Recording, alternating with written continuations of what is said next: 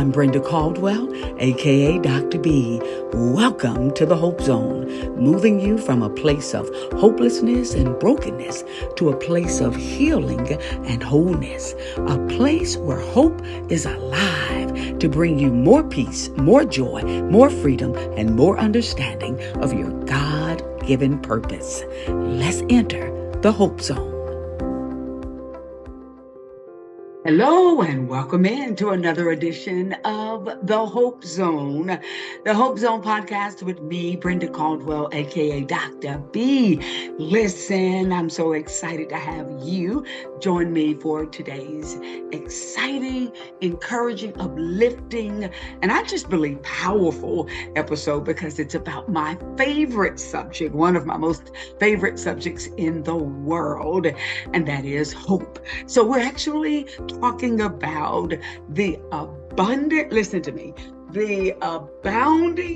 abundant audacity to have hope, to wake up with hope, especially in a dark world, especially during hard times, especially during hurting times. So I am excited that you are with me for this journey. As you know, I am all things hope. I am hope on two legs. I'm the ambassador of hope. I'm the hopeologist. Yes, I do have all of these different titles, if you will, that are associated with the word hope.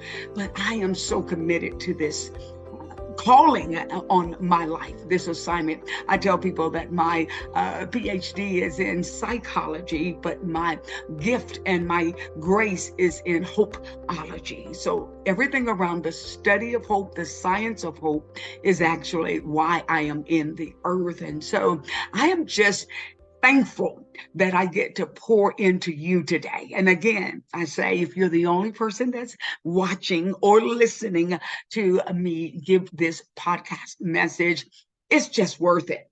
It's worth it. I'm so committed to bringing hope to the earth because hope is needed now more than ever before. So I want to talk to you about what hope is. I hope that you're sharing the podcast. I hope you're telling your friends about it. Listen to the word hope. I hope that you're telling people about the podcast, and I hope you're sharing. I hope that you're asking others to subscribe. But I am so excited and thankful, and I am just trusting God with the results, and the results have been good. And I'm so thankful for that. As we talk about this subject again, the abounding audacity to have hope and to wake up with hope in a dark world and during hard times. I want to first talk about what is hope.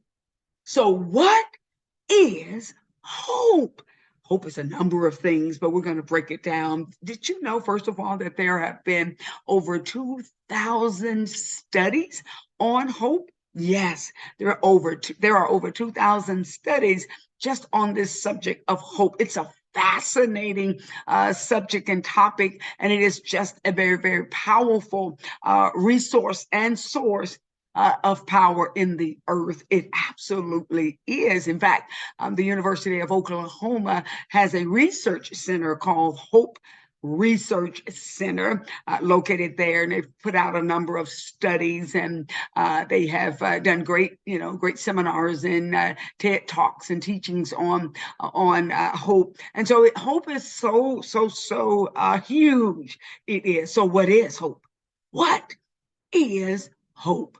Hope, number one, is the belief. Now, from a scientific, I'm going to talk about the scientific version of hope and then the spiritual version of hope. So scientifically, hope would be considered the belief that your life or your future can be better and that you have the power to make it so. If you're taking notes, you may want to write that down. Again, hope would be scientifically considered to be the belief that your life can be better, your future can be better, and that you have the power to make it so. And so we're talking about waking up with hope. In other words, waking up with the belief that you have some power within you to make your life better, to make your future better, to make your situation better, your living situation better. So when we're talking about hope from that scientific a definition, if you will, then there are three dimensions, if you will, of hope. Hope involves three specific ideas. One is the goal. Having a goal is involved in having hope. So if you're going to have hope, then it means that you are working towards something. You have a goal in mind. You have a goal, whether it's to go back to school, whether it is to perhaps, get a new job, a better job, a new career, get out of a, toxic relationship, or improve your health, lose weight, whatever that may be. Hope first has to have a goal. And then secondly, hope has to have a pathway. In other words, break it down, Dr. B. Okay, I'm so glad you asked. Hope has a pathway. So not only do you have a goal to go back to school, then you would have a pathway to achieve that goal, because maybe you perhaps would say, well, maybe I'm not ready for a 4-year university. Maybe my pathway would be to start at the junior college.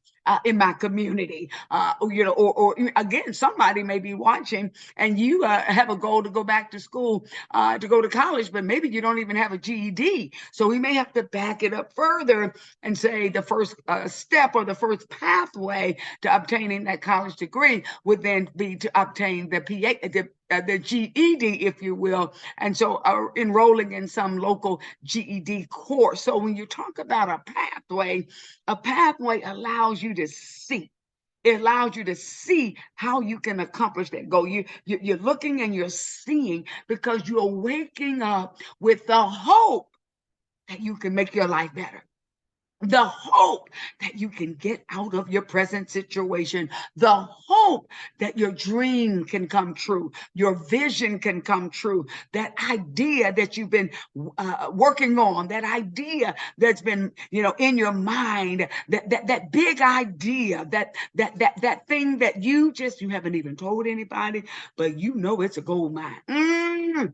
It's something that you just could see yourself accomplishing. A pathway is what you need.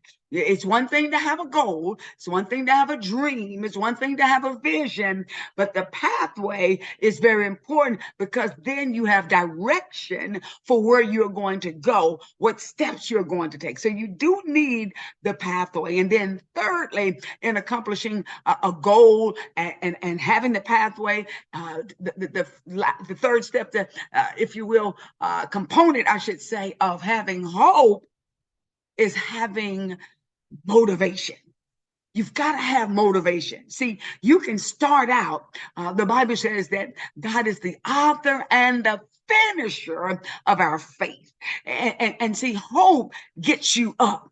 It gets you up. It gives you a reason to get out of the bed. When you have hope, it moves you. And so whatever that goal is, now if you have a pathway, meaning you have some kind of direction that you can take, then you must have some motivation, because you need motivation when it gets hard. Are you listening to me? See, it's one thing to get started. It's another thing to finish. That's why it's so important to understand Philippians 1:6 basically just reminds us that he who begins a good work in us is faithful to complete it. See, sometimes we get faithless. And we get faithless, God is still full of faith. so he'll send somebody to encourage you, somebody to inspire you. He'll send somebody like a Dr. B to you to just remind you that you can do it, to remind you that you have greatness in you, to remind you that you were born with everything that you would ever need to become the person you were created to be, and to do what you were born to do. do. So you need motivation. But I'm gonna tell you now, long after Dr. B has left the scene, left the building, like Elvis, come on now, have left the building, you have to have an internal motivation. In other words, you have to have not just some external motivation, but you've got to have an internal motivation. In other words, something on the inside has to motivate you. Something on the inside has to drive you. Something. And so when you have hope, I remember, I'll tell a quick story about my mom. I remember that years ago, when I was a teenager, we had always lived in a rental home. We lived for many years in a rental home. My mother was a single mother and doing the best that she could with, me and my siblings and so forth. But I remember that my mother's feelings were hurt really bad. And I happened to be with her on the day that she got crushed, but it was a crushing that she needed. My mom and I went to pay her rent. At a local, agency where you can go, a place of business where you go and pay the rent too. And I remember that my mom had been late on her rent, I guess maybe 2 or 3 times, I'm not sure. But the man behind the desk looked at my mother and he told her something that really hurt her feelings and it crushed her in that moment. He said, you know what? You're not going to ever be able to buy a house. You can't even pay your rent on time. You're not going to ever be able to own a home with your payment history. And I remember in that moment, my mother was just silent and she was like speechless, and you could tell that she was really hurt because tears began to well up in her eyes. And I remember looking at that man and I said, you don't know what's going to happen for my mom. Who are you to say that she's not going to be able to buy a house? I mean, how dare you to say she can't be able to ever buy a house just because she's having a hard time now? And I remember my mom said, come on, Brenda, let's just go. Let's just go. And I remember telling my mom, your mama, don't receive that. Don't receive. Who is he? Don't receive what he's saying. What I realized was that was the crushing that my mother needed, because my mom had been complacent. Come on, had been comfortable. Come on. She had been stuck in a mindset to think pretty much that she would only always rent a home, that she could never have the ability to buy a home, to purchase a home. And so I remember some weeks went by, and then it turned into a month. And then a month turned into about 3 months. And I remember the day my mother woke up.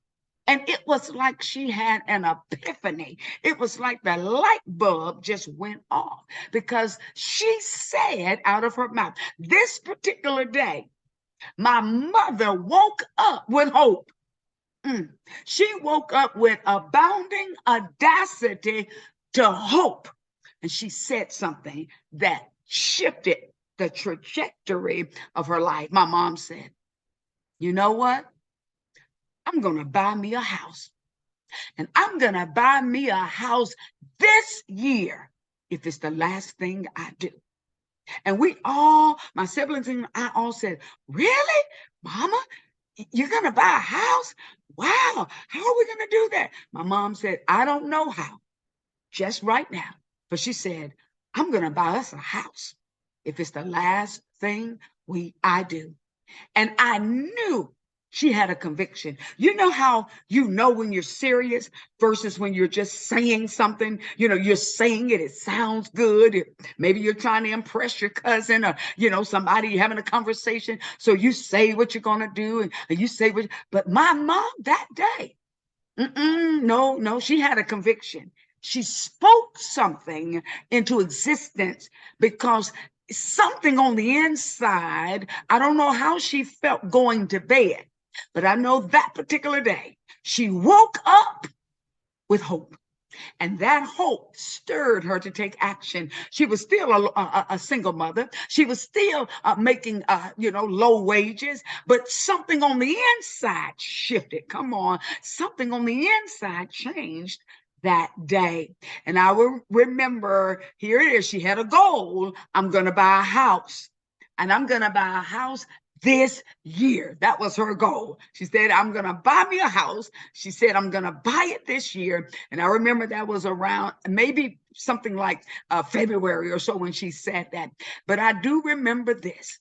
I remember all of a sudden, within a couple of days, my mom called a real estate agent, and she just on faith and on hope, come on now, asked that real estate agent to show her some homes. And I remember this particular real estate agent, we looked at some houses, and we saw some houses that they looked okay. They were kind of okay. And so for a few weeks, she had been looking for homes. For a few weeks, she had been looking for homes. And then what happened, my mom got perturbed, and I got perturbed too. I'm a teenager, but I'm pretty perturbed because this one particular real estate agent I just assumed that my mom was so low income that it was like she showed her the worst homes that she could show. And something rose up in me and in my mom and my sister that day. And I remember my mom said, you know what, ma'am, you can just take me back to my house. It's okay. I'm not happy with the houses I'm looking at.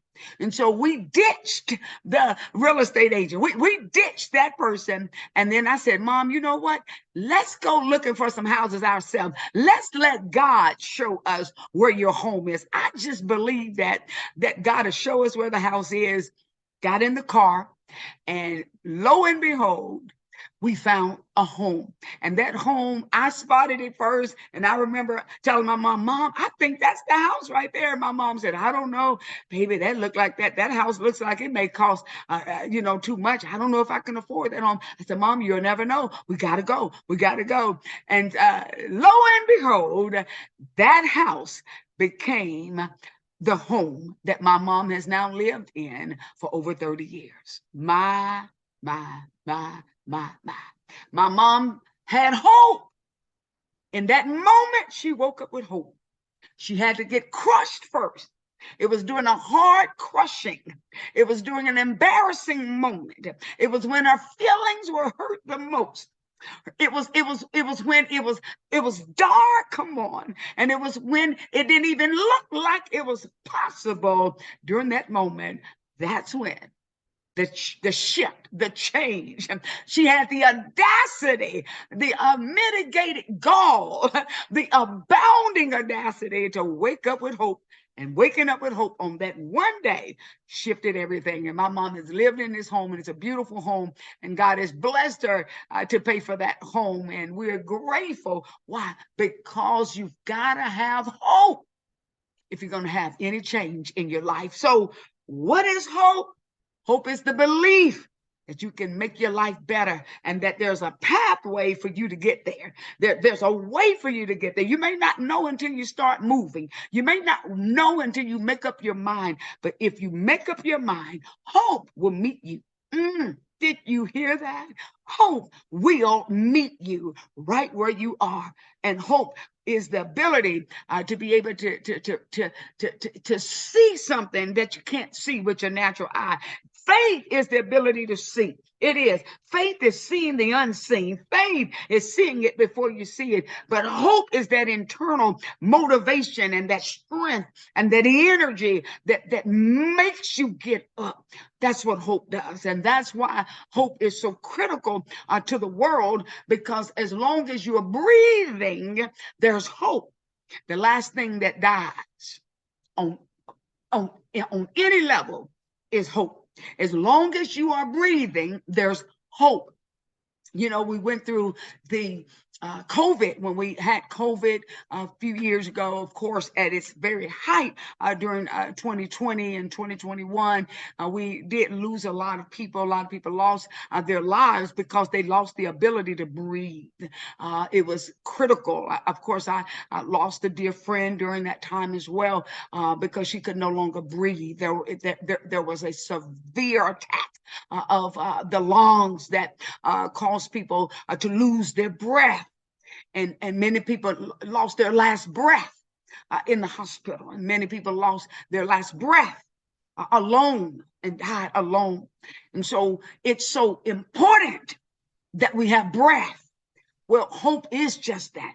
Hope is oxygen to the soul. It is breath to the body. Hope is what is the breath that gets you up. It's breath for your soul. It's breath. It's pneuma, breath. It's energy. It keeps you alive. That's what hope does. And as long as you have that breath in your body, you have hope for your life to change, for your situation to change, no matter what you are facing, even right now. There is hope. Are you breathing? If you're listening to me, you're breathing. That means you have hope for change, hope for a breakthrough, hope for a miracle, hope. Hope is so critical in these dark, trying times. No matter how dark the world may be right now, there's still hope because there is hope. There's a need to still believe. And so waking up, the audacity to hope. Former President Barack Obama wrote a book several years ago, The Audacity to Hope. He wrote that book before becoming elected as the first African-American president of these United States of America, the audacity to hope. That's what we all need, is the audacity to have hope. But not just the audacity to hope, but abounding. That means plentiful. That means overflowing of that audacity to hope. And as long as you are alive, as long as you're breathing, and as long as Jesus is alive, and he is, there's a reason to have hope. So that's important. And actually, to understand, hope can really be measured. Scientifically, again, hope can be measured in that hope can improve your physical health. When you have hope, it improves your physical health, because without hope, there's stress. Without hope, there's anxiety. Without hope, there's depression. Without hope, and we know that stress really takes a toll on the body, but it's something about when you wake up with hope. When you wake up with hope, it just literally makes you feel better. It gives a energy to your spirit, to your body. It levels out your body. It allows your blood rather, to flow the way it should flow. It keeps you from having high blood pressure when you have abounding audacity, hope on the inside of you. Another way that hope can be measured is that your psychological well-being improves. In other words, your mental state really does improve when you have hope, because when you have hope, you're going to be positive. When you have hope, you have a way to look for the good in situations. When you have hope, it doesn't matter what it looks like. You can find the silver lining, come on, in every situation. When you have hope, it just makes you have a mental capacity to just keep on believing, even though you don't see anything, even though it doesn't look like it's getting better, even though it doesn't look like a breakthrough's coming. It's something about waking up with hope. When you wake up with hope, there's a message that I have on my bedroom wall, and it talks about basically about hope, and it says, where there is hope, there's faith, and where there is faith, miracles happen. Did you hear me? Where there is hope, there's faith, because faith is a cousin to hope. They do work together. Hope gets you up, faith gets you going. So you got to have hope, and then you need to have faith, and you mix both of those together, and every day, come on, can produce a miracle. It's some kind of miracle can happen, and a miracle is that thing, that supernatural thing that only God can do. So hope is so powerful. Another physical way, another way that hope can be measured is that through your social well-being. It improves your social well-being. When you have hope, you want to be around people. See, when you don't have hope, really, to be honest, you're not really trying to be around people. Listen, I get to talking about hope and it gets hot. I'm telling you, hope heats you up. It does. Hope heats you up. Hope fires you up. It does. It's my reason. As you can see on my wall here, hope is what I give and hope is why I live. I'm telling you, when you have hope, you want to be around people. You want to be around your friends because you feel good about life. You feel good about yourself.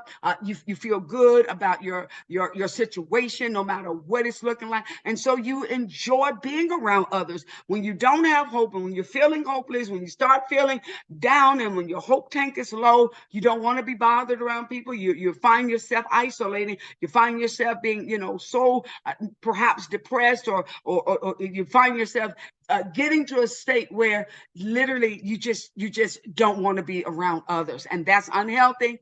That's unhealthy. We don't want to get there. We don't want to get there. So hope is just amazing. It's a energy force when you have hope. It allows you to just believe the best is going to happen. And another thing that hope is living with an expectation that life is going to get better. My God, did you hear that?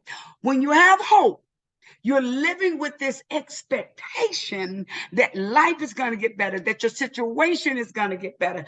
That's what happens when you have hope. Hope makes you want to run to the mailbox. But when you don't have hope, you're thinking it's nothing going to be in that mailbox but a bunch of bills, bunch of negativity. It's something that's going to pull my spirit down, so I'm not even going to go to the mailbox. But when you have hope, you want to go to the mailbox. You're ready to answer your cell phone. Come on. You are ready for the mail to come. When you have hope, you are looking. You wake up expecting something good. So this is how it looks, and this is how it sounds when you have hope. Hope says things like, oh my goodness. Hope will say things like, something good is coming my way today.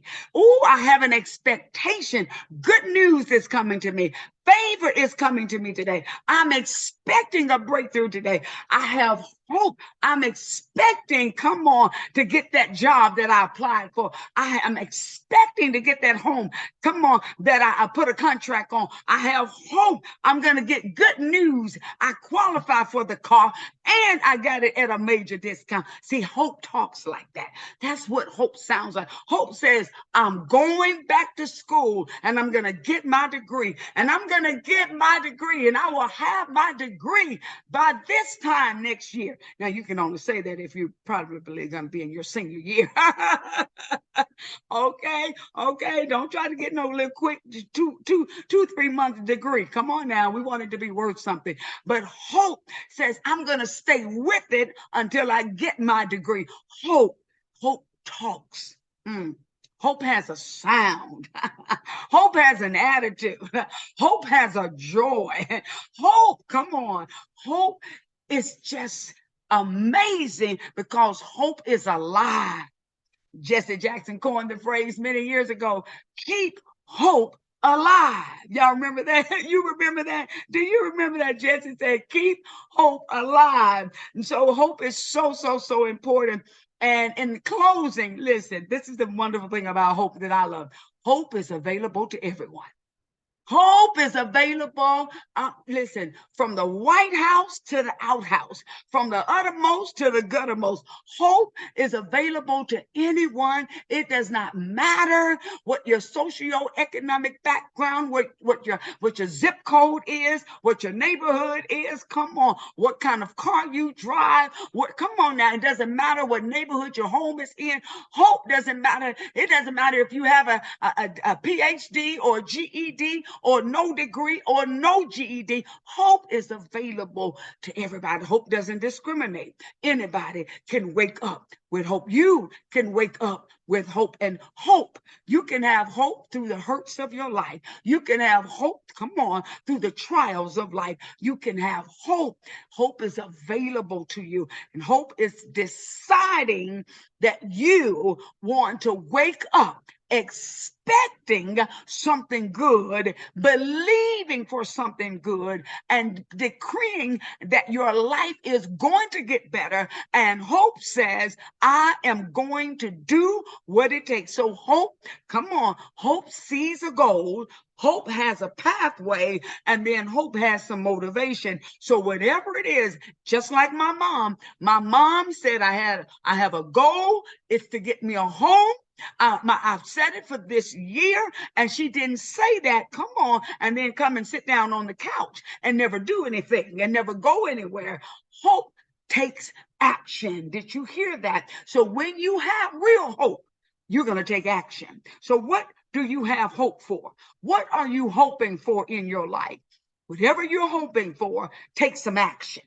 Did you hear it, Dr. B? Whatever you are hoping for, it's time to take some action. Because if you are willing to take that action, if you're willing to move, if you're willing to move, if you're willing to do something, if you're willing to get up, if you're willing to try, if you're willing to make a phone call, whatever your goal is, whatever the action you need to take. If you want to write a book, then come on and organize your thoughts and put some journal notes together. Come on and then sit yourself down at a computer and just begin to write. Don't even worry about how you're going to get it published. Just begin to write. Take the action. Take one step. And guess what? One step will lead to two steps, and two steps will lead to three steps. You take that action because you can see a pathway. And then I promise you, God will make a way out of no way. If you will take that action because your hope is stirred up,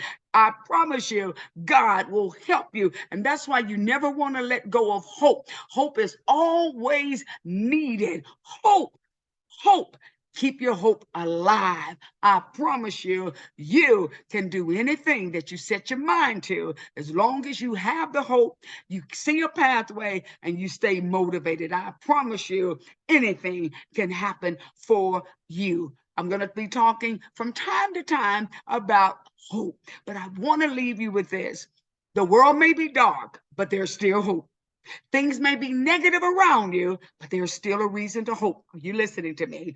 All heck may be breaking through in your life, but there's still a reason to have hope. Because hope, listen, hope gets you up.